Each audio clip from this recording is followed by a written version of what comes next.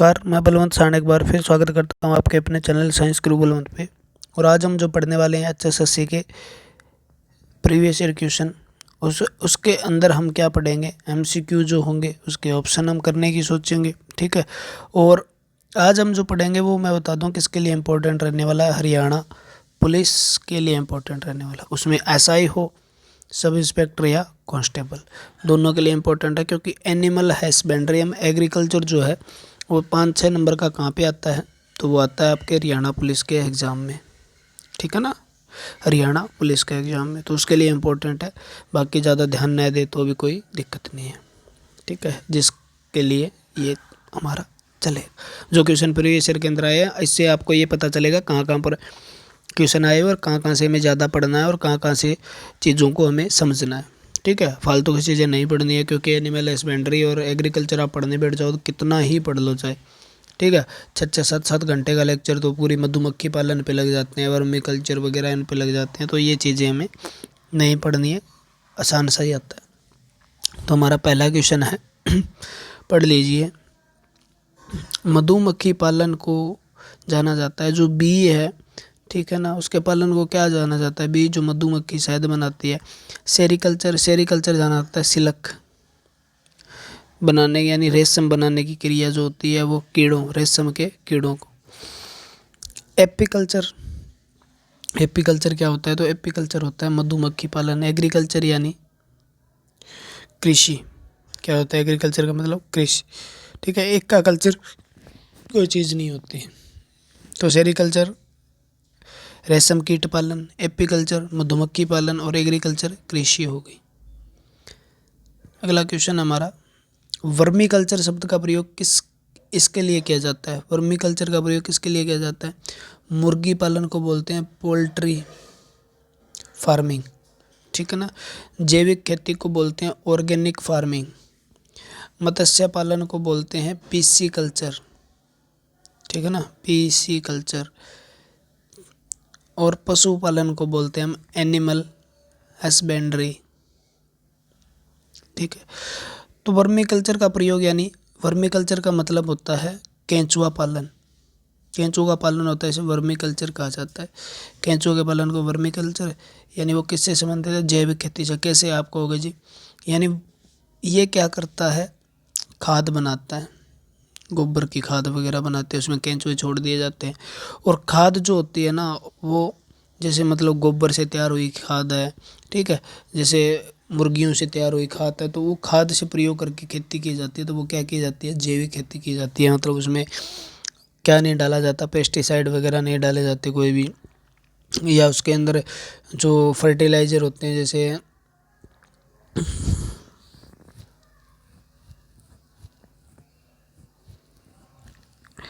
Urea हो गया, DAP हो गया, ये चीज़ें नहीं डाली जाती। ठीक है, तो वर्मी कल्चर किससे संबंधित हो जाएगा, जैविक खेती से।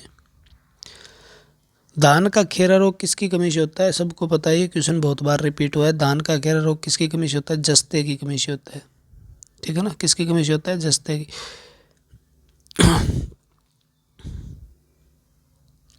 कृषि की शाखा है जो पशुधन प्रजनन, ठीक है ना, उनके रिप्रोडक्शन और उसके पोषण, पालन पोषण, न्यूट्रिशन के कारण से संबंधित कौन सी है, तो वो पशुओं से संबंधित, पशुधन से संबंधित कौन सी होगी, पशुपालन हो गई।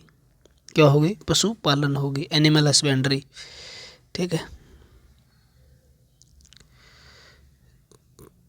सोनालिका और कल्याण सोना उच्च उपज और रोग प्रतिरोध की किस्में है। यानी सोनालिका और कल्याण सोना दो किस्म है। ठीक है, वैरायटी है। वो किसकी है, एक तो पैदावार अच्छी होती है, उसे एक रोग प्रतिरोधक क्षमता होती है, इसमें रोगों से लड़ने की क्षमता होती है। तो वो किसकी है, तो आप वीट जो हमारी होती है, गेहूँ, उसकी है। ठीक है ना, किसकी है, गेहूँ। यहाँ से ज़्यादातर आपको ये नहीं है भी ये क्वेश्चन वापस रिपीट होंगे, यहाँ से ये पता चलेगा। ठीक है, इस पर ज़्यादा टाइम नहीं लगा रहा हूँ मैं, इसलिए यहाँ से ये पता चलेगा भी हमें पढ़ना क्या है। ठीक है ना, तो सारे क्वेश्चन देख लेना। कृषि की शाखा जो दूध और उसमें उत्पादों से पशु से व्यवस्थित प्रबंधन पर केंद्रीय है। यानी कृषि में जो दूध भी बनते हैं और उसके उत्पाद भी बनते हैं, उसके प्रोडक्ट बनते हैं। ठीक है, वो किससे संबंधित है, तो वो किससे संबंधित होगी, तो आपको पता ही है किससे होगी, मिल्क प्रोडक्शन से, दूध उत्पादन से संबंधित होगी। ठीक है, दूध की कृषि तो होती नहीं है, पशु कृषि भी नहीं होती है, मुर्गी पालन से दूध कहाँ मिल जाएगा, अंडे तो मिल सकते हैं। तो ऑप्शन होने वाले हैं। ठीक है ना, कोई वैरायटी वगैरह ये याद कर लेना। निम्न में से कौन सी वनस्पति हवा में मौजूद नाइट्रोजन को निर्धारित करती है? ठीक है, तो मटर, मक्का, गेहूँ, चावल। तो ये क्या है, एक लेग्यूम है। ठीक है, मटर जिसकी जड़ों के अंदर क्या पाई जाती है, गांठें पाई जाती है, और वो क्या होता है, राइजोबियम होता है। उसके द्वारा नाइट्रोबैक्टर वगैरह जीवाणु जो होते हैं वो क्या करते हैं, नाइट्रोजन फिक्सेशन करने का काम करते हैं और आपकी ज़मीन में नाइट्रोजन की मात्रा बढ़ा देते हैं और ज़मीन उर्वरकता बढ़ती है। ठीक है ना, आपको पता भी होगा भी। यानी आप फली वाले कोई भी पौधे उगाते हो तो उसके बाद जैसे गवार हो गया, ठीक है ना, कोई दालें हो गई, तो उसके बाद दूसरी फसल जो होती है वो अच्छी होती है। उसका कारण यही है क्योंकि ये इनके अंदर क्या पाए जाते हैं, राइजोबियम पाए जाते हैं, जो बैक्टीरिया होते हैं सिम्बायोटिक, और वो नाइट्रोजन फिक्सेशन करके नाइट्रोजन की मात्रा बढ़ा देते हैं लेग्यूम जो हमारे हैं उनमें। ठीक है, तो चावल मक्का ये नहीं बढ़ाता, तो हवा में मौजूद नाइट्रोजन को निर्धारित करती है। टमाटर आंसर आ जाएगा पी। दूध के उत्प्रेक्षण के लिए कौन सा हार्मोन जिम्मेदार है? यानी ये कह रहा है दूध के सिक्रेशन के लिए, ठीक है ना, उत्सर्जन के लिए कौन सा हार्मोन जिम्मेदार है? तो आपका आंसर क्या रहना चाहिए यहाँ पर?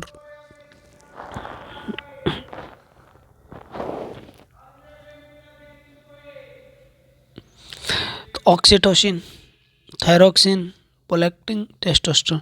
टेस्टोस्टेरोन तो मेल हार्मोन है। ठीक है ना, मेल हार्मोन है जो पुरुष के अंदर मतलब सभी जो एक्टिविटी होती है प्राइमरी सेकेंडरी वो करता है। थायरोक्सिन हार्मोन थायराइड ग्लैंड से होता है और ये घिंगा रोग से बचाने का काम करता है। आयोडीन होती है इसके अंदर। ठीक है, तो ये कोई भी स्त्राव नहीं करता। हाँ, मेटाबॉलिज्म प्रकार प्रोसेस होती है उनके अंदर, ये उनकी बीएमआर रेट को भी निर्धारित करता है। ऑक्सीटोसिन हार्मोन है ना, ऑक्सीटोसिन हार्मोन, इसे लव हार्मोन या बर्थ हार्मोन भी कहा जाता है। ठीक है ना, प्रेगनेंसी जब होती है उसके बाद जब डिलीवरी हो रही है उस समय बहुत ज़्यादा संकुचन पैदा करता है मायोमेट्रियम के अंदर। ठीक है, और ऑक्सीटोसिन हार्मोन बच्चे के जन्म के बाद माँ के मेमरी ग्लैंड जो है, दुग्ध ग्रंथियां स्तन है, उनसे क्या है, दूध का उत्सर्जन कराने में सहायक होता है और स्त्रावित होता है पिट्यूटरी ग्लैंड से। गाय का दूध जो पीला होता है वो किसकी वजह से होता है? तो वो किसकी वजह से होता है? कैरोटीन की वजह से होता है, कैरोटीन की वजह से पीला।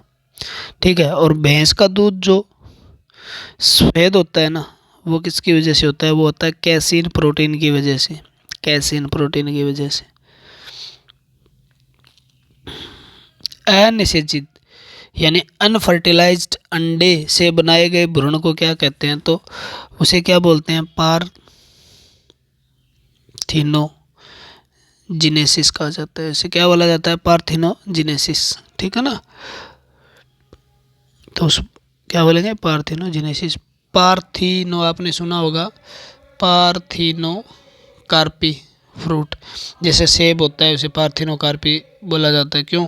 क्योंकि वो अनिषेचित है, यानी अंडे का फर्टिलाइजेशन हुआ ही नहीं है। ठीक है, और तो उससे क्या बन गया? एक फल बन गया, तो उसे पार्थिनो कार्पी फ्रूट कह देंगे।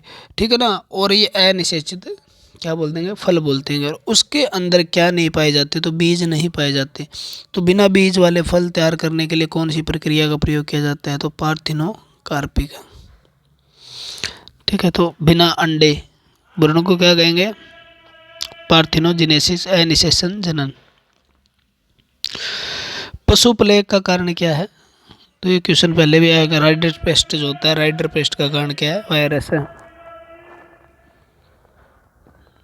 ठीक है, ये आपको पता भी होगा। जफराबादी भैंस कहाँ पाई जाती है? तो ये गुजरात के अंदर प्रसिद्ध भैंस है। जिस प्रकार हमारे यहाँ पे मुर्रा नस्ल की, हरियाणा में कौन सी है? मुर्रा नस्ल की।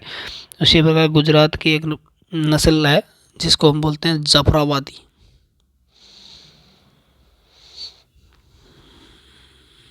ठीक है, इनमें से कौन सी प्रजाति गेहूं की नहीं, यानी वीट की जो है वो वैरायटी नहीं है? तो आपका आंसर क्या होगा? क्रांति है, कंचन है, सोनालिका है, सुजाता है। तो सुजाता है, सोनालिका और कंचन है, क्रांति नहीं है। ये किसकी है? अरे लिख भी रखा है देखो, सरसों की है। ठीक है। तो आपको एक चीज़ तो एक ध्यान रख लेना, यहाँ से मैं एक बात बताता हूँ आपको।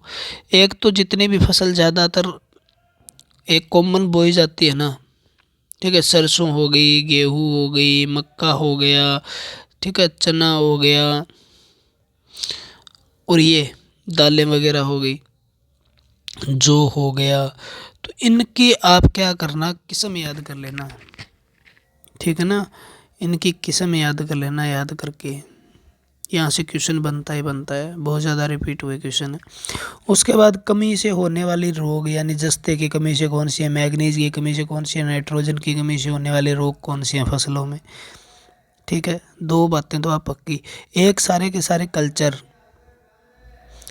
ठीक है ना, agriculture, vermiculture, vermiculture, apiculture, ठीक है, सारे के सारे कल्चर याद कर लेना, यहाँ से क्वेश्चन सबसे ज़्यादा बनेंगे।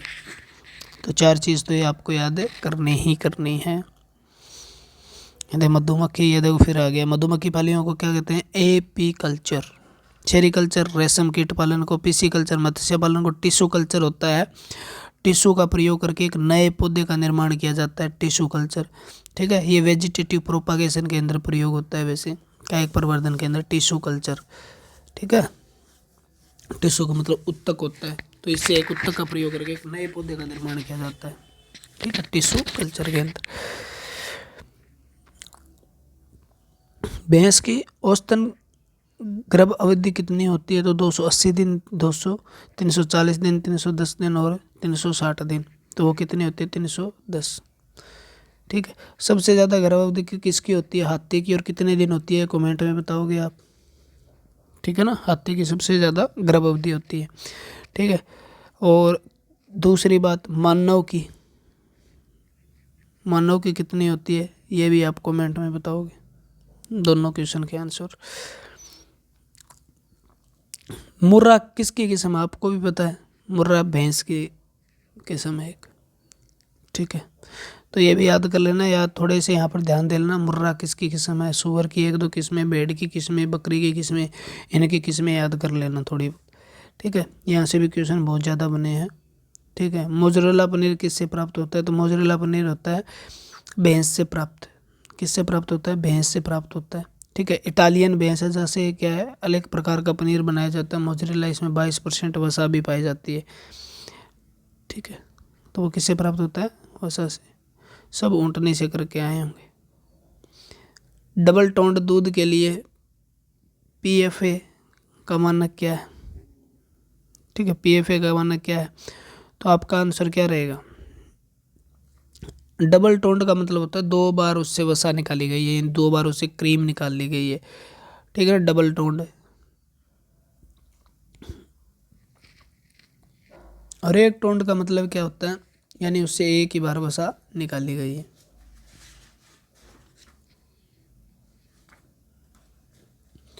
ठीक है। तो टोन्ड और डबल टोन्ड, सिंगल टोन्ड वो होता है। तो इसमें कितना होता है, तो इसमें 1.5% तो इसमें फैट होती है, वसा होती है, ठीक है ना। और इसमें इसकी एसएनएफ जो होती है ना, वो कितनी होती है, 9% इसकी एसएनएफ होती है, ठीक है। डी ऑप्शन होगा इसका। पंत सम्राट किसकी है, तो किस्म है, तो ये बैंगन की किस्म है, किसकी है, बैंगन की। पंत सम्राट प्रजाति किसकी है, तो बैंगन की है, बता दिया। गाय का जीवन काल कितने वर्षों का होता है, तो गाय जो होती है, गाय और भैंस दोनों का ही क्या होता है, 20 से 25 साल होता है, ठीक है। और बंदर की, मानव की आयु 100 वर्ष मानी गई है औसतन, ठीक है। व्हेल मछली जो 40 वर्ष जिंदा रहती है, बंदर 25 वर्ष जिंदा रहता है, भेड़ बकरी जो होती है वो 18 वर्ष जिंदा रहती है, गाय भैंस जो है 20 से 25 वर्ष जिंदा रहती है, ठीक है।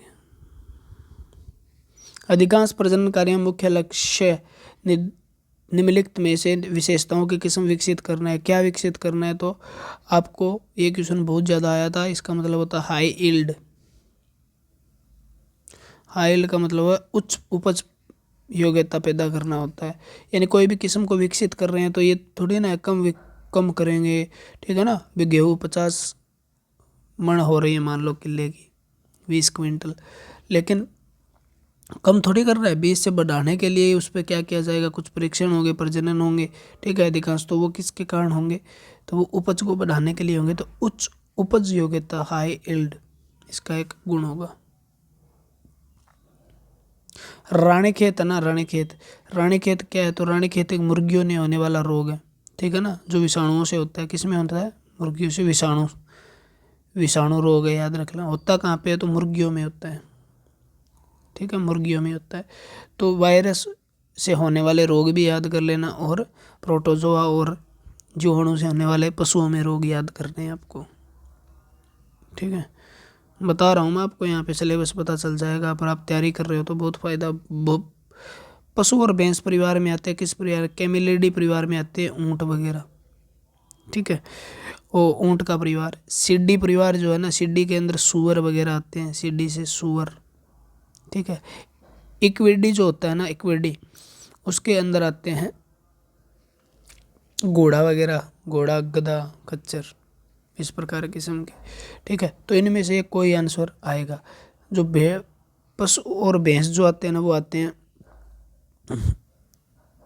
बोवाइडी, ठीक है। किस में आते हैं, बोविड बोल देते हैं, बोविड, इसके अंदर आते हैं। गाय हो गई, भैंस हो गई, वो इसके अंदर आते हैं। इसमें से आंसर क्या आना चाहिए, इनमें से कोई नहीं। कैमल को ऊँट बोलते हैं, ठीक है, तो ऊँट याद कर। सिड्डी यानी सहस, सूअर याद कर लेना। इक्वेडी यानी घोड़ा वगैरह याद कर लेना।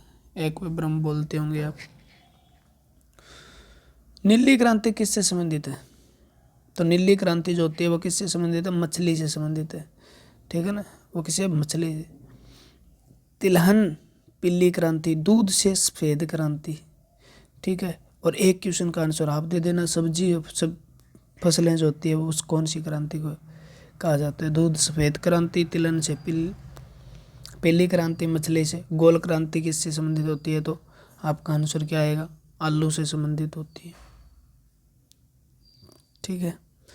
बाकी आप आंसर दे देना। एक होता है इंद्रधनुष क्रांति, वो किससे संबंधित है, उसका आंसर भी दे देना आप। वह राजमा किस चुनिए, क्योंकि आप तैयारी कर रहे हो तो आपको पता भी होता। राजमा की किस्म चुनिए जो बैक्टीरियल ब्लाइट, एक रोग होता है जो बैक्टीरिया से फैलता है, ठीक है, उसकी प्रतिरोधी है, यानी वो किस्म के अंदर ये रोग नहीं होता। तो वो कौन सी है, तो आपका आंसर देना है वो कौन सी किस्म है। पूसा कोमल है, हिमगिरी है, पूसा सदाबहार है, पूसा सवर्ण है। तो आपका आंसर क्या होने वाला है, तो उसका आंसर क्या होगा, पूसा कोमल। पूसा कोमल किसकी किस्म है, ऐसी राजमा की किस्म है। गेहूं की बैंकिंग गुणवत्ता के कारण होता है, तो वो कौन सा होता है, ग्लूटेन के कारण होता है, ठीक है। ग्लूटेन एक क्या होता है, इसके अंदर प्रोटीन होता है, गेहूं में पाया जाता है, ऊर्जा में सहायक होता है। हॉर्लिक्स वगैरह, बॉर्नविटा वगैरह बूस्ट जो होते हैं उसमें ऊर्जा समृद्ध पेयों में अनुपूरकों के रूप में किस फसल का माल्ट निचोड़ प्रयुक्त किया जाता है, यानी इसके अंदर किस प्रकार के माल्ट निकाला जाता है उसका प्रयोग किया जाता है। तो उसके अंदर किया जाता है बॉर्नविटा वगैरह, गेहूँ हो गया, जौ हो गया। लेकिन जौ का ज़्यादा होता है, तो यहाँ पर क्वेश्चन का आंसर क्या होएगा, जौ आएगा, ठीक है ना। जौ वगैरह जो होते हैं जिसे हम बारले बोलते हैं, बारले, उसका प्रयोग होता है, ठीक है। बॉर्नविटा, हॉर्लिक्स जो होते हैं उसमें। जुगाली करने वाले के अमाशय में कितने होते हैं, तो 4 भाग होते हैं। अमाशय के कितने भाग होते हैं, 4 भाग, ठीक है। तो ये हमारे क्वेश्चन थे जो HSSC के अंदर एनिमल हस्बेंड्री एंड एग्रीकल्चर से आए हुए थे। यहाँ से रिलेटेड ही क्वेश्चन आएंगे, ये बात याद कर लेना। और ये क्वेश्चन इनमें जो मैंने बताया इस वीडियो के अंदर वो चीज़ें याद कर लेना पक्की, सारी चीज़ें। इनसे रिलेटेड जो भी चैप्टर बनता है इन क्वेश्चनों से, वो सारे चैप्टर पढ़ के जाना आप, क्योंकि इससे रिलेटेड ही क्वेश्चन पूछे जाएंगे, ठीक है। सारे चैप्टर पढ़ के जाओ। 5 से 6 नंबर कहीं नहीं जाएंगे आपको हरियाणा पुलिस के अंदर। तो हरियाणा पुलिस के लिए वीडियो थी, छोटी सी थी, जिसके अंदर हमारे कितने 25 से 30 क्वेश्चन आए हुए थे, क्योंकि हरियाणा पुलिस का एग्ज़ाम 2 बार हुआ है। 2 बार में कितने क्वेश्चन आ सकते हैं, ठीक है। तो 2 बार एग्ज़ाम हुआ है, उनमें से 5-5 6 क्वेश्चन जो आए हुए थे वो हमने कर लिए, और कहाँ से कैसे आए थे, ठीक है। और आज के लिए इतना ही। जय हिंद, जय भारत। पढ़ते रहिए, मुस्कुराते रहिए।